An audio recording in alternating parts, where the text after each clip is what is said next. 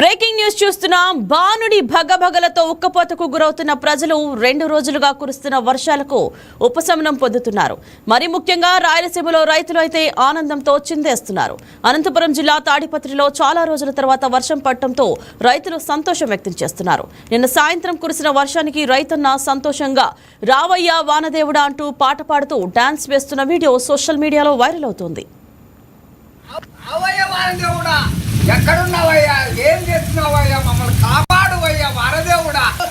ఎక్కడున్నావయ్యా వారదేవుడు, నన్ను నాబురు నా చెట్లు ఎండిపాయనయ్యా, రావయ్యా ఓ వారదేవుడా. ఎక్కడున్నావయ్యా నీవు, కరణ నుంచి కాపాడవేవయ్యా,